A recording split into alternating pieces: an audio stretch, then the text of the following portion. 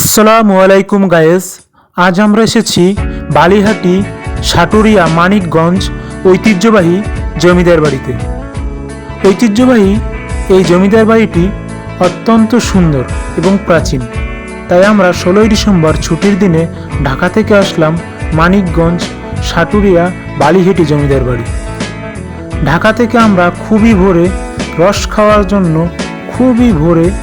সকাল 6টায় বেরিয়ে পড়লাম মানিকগঞ্জের উদ্দেশ্যে জমিদার বাড়ি দেখার জন্য। আজ যেহেতু 16ই ডিসেম্বর, তাই রাস্তা বন্ধ। আমরা হেঁটে এবং অটোতে করে খুবই কষ্ট করে মানিকগঞ্জের উদ্দেশ্যে রওনা দিলাম। যেহেতু আজকে 16ই ডিসেম্বর, নবীনগর থেকে রাস্তা বন্ধ, সকাল সকাল রাজনীতিবিদরা আসবো, তাই আমরা ছোট গাড়িতে ভিতর থেকে রওনা দিলাম।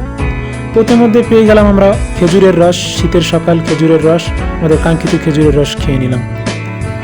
তো কিছু দূর গিয়ে নবীনগর ছাড়িয়ে অল্প কিছু দূর সামনে গিয়ে আমরা বাস পেলাম এবং বাসে উঠে চললাম মানিকগঞ্জের উদ্দেশ্যে। মানিকগঞ্জ পর্যন্ত আমরা যাইনি, তার আগেই গোলোডা নেমে পড়েছি। এখান থেকেই আমরা যাব জমিদার বাড়ি। তা গোলোডা থেকে আমরা একটা সিএনজি নিলাম 5 জনে মিলে। তো গোলোডা থেকে আমরা সাটুরিয়া জমিদার বাড়ি সিএনজিতে রওনা দিলাম এবং গোলোডা থেকে জমিদার বাড়ি যাওয়া পর্যন্ত রাস্তার 2 সাইডে কৃষি জমি দেখা যাচ্ছে, যেটা ছিল অত্যন্ত পরিমাণে সুন্দর। দেখা যাচ্ছে এখানে বেগুন চাষ, বাঁধাকপি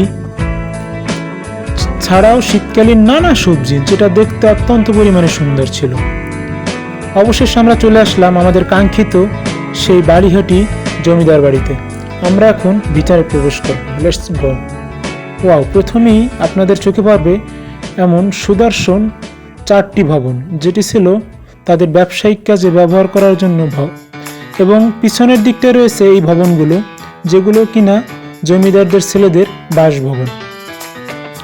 এই যে সামনের ভবনগুলো দেখছেন আপনারা, তার পিছনের ছাদটা হচ্ছে এই। পিছনের ছাদটার দৃশ্য এমন, এবং বাকি যে ভবনগুলো দেখতে পাচ্ছেন পিছনে, এগুলো হচ্ছে জমিদারদের ছেলেদের বাসভবন, যেখানে তার 4 ছেলে 4টা ভবনে বাস করত। ঐতিহ্যবাহী এই জমিদার বাড়ির পিছনে আমরা চলে আসলাম। পিছনে রয়েছে একটি পুকুর, যেটা অত্যন্ত পরিমাণে সুন্দর, এবং পুকুরের ভিতরে রয়েছে শাপলা ফুল। আর এই সাইডের ভবনগুলো হচ্ছে রাজাদের ছেলেদের বাসভবন। ওই যে 4 জন দেখতে পাচ্ছেন হাঁটতেছে, 4 জনে আমার সফর সঙ্গী, স্মার্ট বয়, তারা একটু ভাব নিচ্ছে। পুকুর পাড়ের দেয়ালগুলো তার কি বলবো, মানুষের নামে প্লাস এবং লাভে পুরাই একটি স্মৃতিস্বরূপ, যেটা দেয়াল আর নেই, প্লাস আর লাভে ভরা। আপনারা একটু দেখুন কি আর্ট করা আছে এখানে। জমিদারের এই পুকুরে রয়েছে 5টি ঘাট, যে 5টি ঘাট অত্যন্ত পরিমাণে সুন্দর, এবং এই সাইডটা রয়েছে টয়লেট। তবে খুব আশ্চর্য হলাম, এই রয়েছে জমিদারদের বাসভবন এবং এই সাইডটা রয়েছে টয়লেট, যার দূরত্ব অনেক।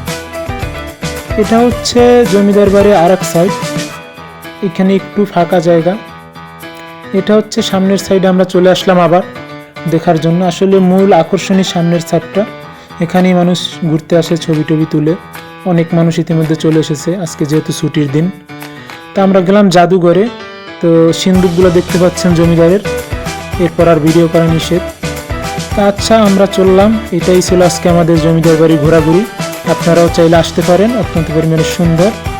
আজ এখানেই বিদায় নিচ্ছি, আবার দেখা হবে পরবর্তীতে নতুন কোনো স্থানে। সবাই ভালো থাকবেন এবং ভালো লাগলে এই বাড়িটি ঘুরে যাবেন।